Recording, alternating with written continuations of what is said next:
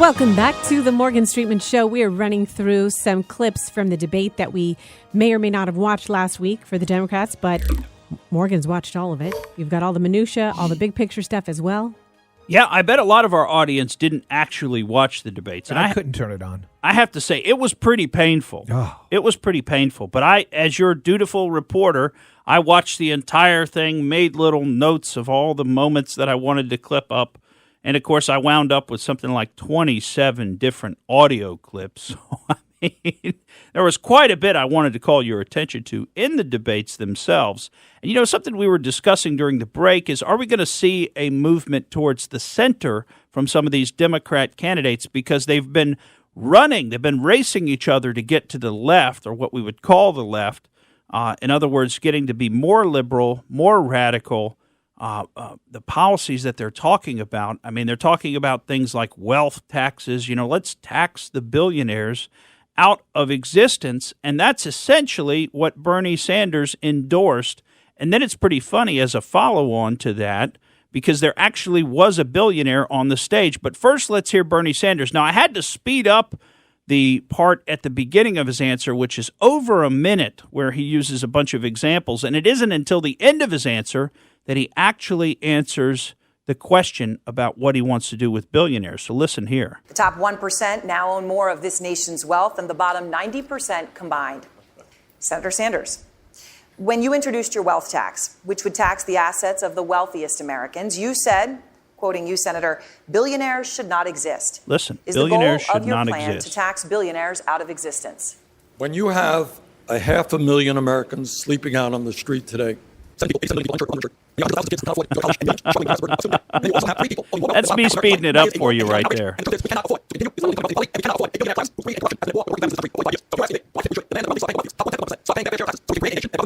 Yes, that's exactly what I believe.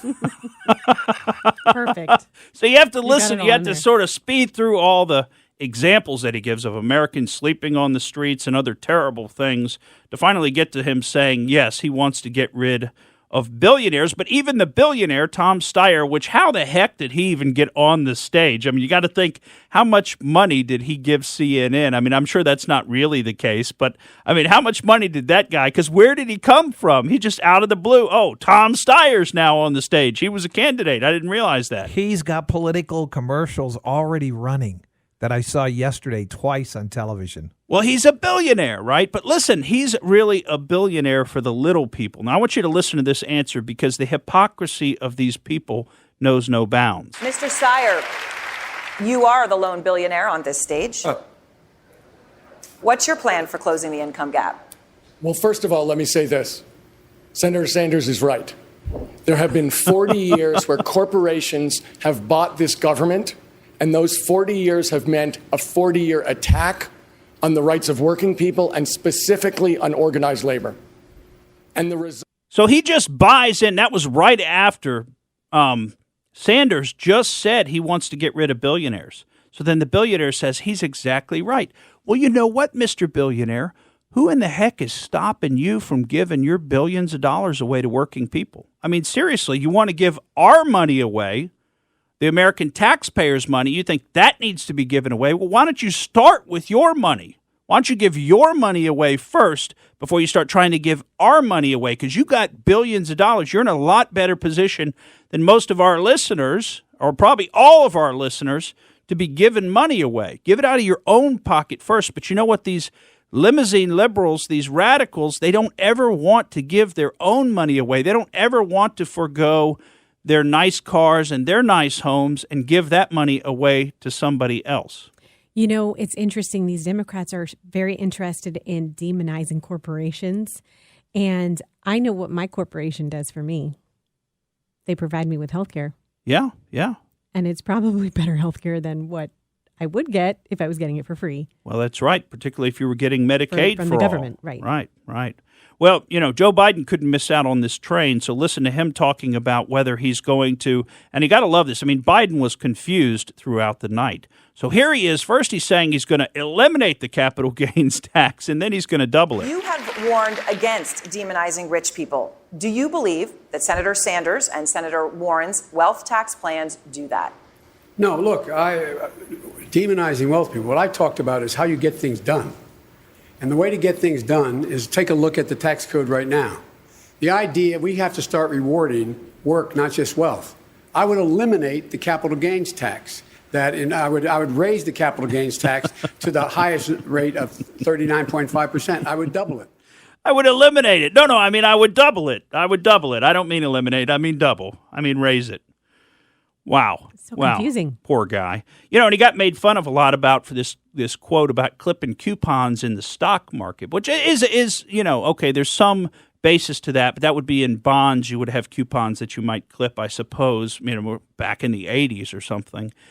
So there's some reference to it, but I tell you what, he sure does sound stuck in the past. But here he is about people clipping coupons in the stock market. Guess what? Why in God's name should someone who's clipping coupons in the stock market pay a lower tax rate than someone who, in fact, is, like I said, a school teacher and a firefighter? It's ridiculous, and they pay a lower tax. Secondly, the idea that we, in fact, engage in this notion that there's $1 trillion $640 billion in tax loopholes. You can't justify a minimum $600 billion of that. We could eliminate it all. I could go into detail had I the time.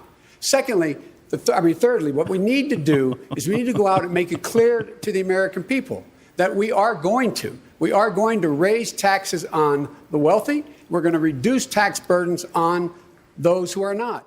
And if you're hearing this, you are wealthy, right? Under his definition.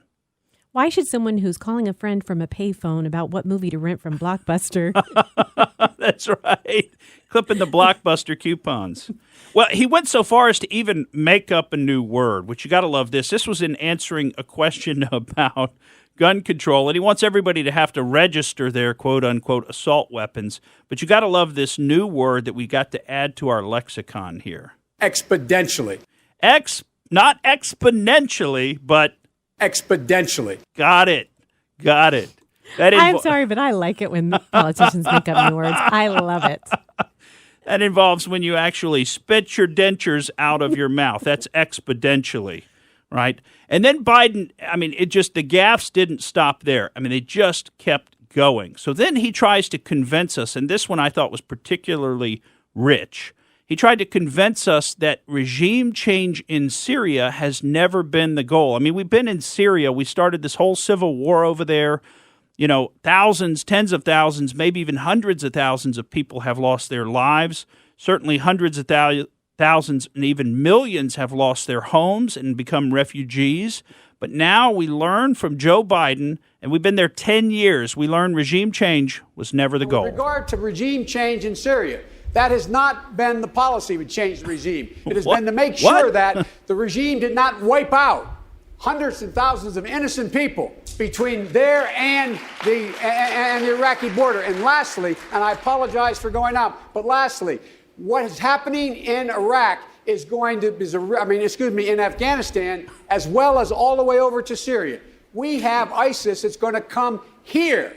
They are going to, in fact, damage the United States of America. That's why we got involved in the first place and not ceded the whole area to Assad and to the Russians. Oh, man. Is this making any sense to any of y'all?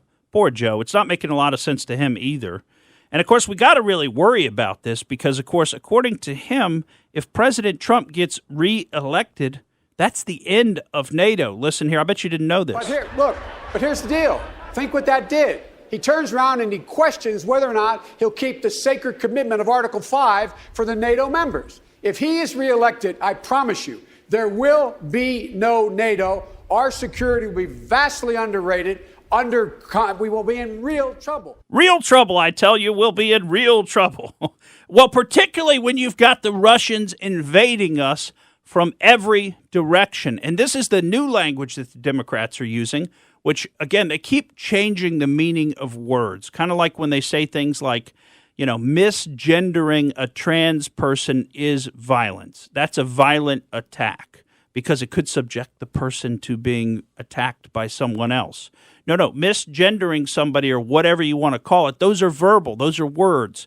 That's not a physical attack. But now we'll learn that Russia and they're meddling in our election, which, remember, was to the tune of less than $50,000 in total, that they're meddling in our election was actually an invasion. And guess what? The invasion's ongoing. Just listen to Beto O'Rourke. We must be unafraid in ensuring that we hold Russia accountable for invading the world's greatest democracy. And being able to do it, thanks to Donald Trump, functionally with impunity so far, so much so that they are invading this democracy right now as we speak, still at the invitation of this president. So they're invading it now as we speak. The invasion's underway, folks. Have you looked around? Have you noticed the Russian soldiers on your block? Well, Beto wasn't the only one to use this type of language. Amy Klobuchar also talked about Russia invading our elections at this time. And I thought this was interesting because amid all this anti-Russia fervor, we have Joe Biden coming forward and confessing something that, were it anybody but a Democrat politician, this would land them under a multi-year federal investigation. And oh my gosh, we can't be sure whether this person is loyal to the United States or not. I mean, listen to what Biden says about spending time alone with Putin. I think it doesn't make me any better or worse, but maybe the only person who spent extensive time alone with Putin as well as with Erdogan. So he spent extensive time alone with Putin? I mean, what did they talk about? What did they talk about during that extensive time alone? Did they talk about the coming invasion that they're talking about now? I mean, makes one wonder, doesn't it? Why isn't Joe Biden under investigation? How did he get away from his handlers to spend time alone with Vladimir Putin? Because I remember when Donald Trump tried to have a private meeting with Vladimir Putin, that was national headlines about we could not allow that. We could not allow him to be deceived by Vladimir Putin. And if he got alone with him, God knows what Putin might say. I mean, oh my goodness. We've got one more for you that we're going to play on the other side of the break.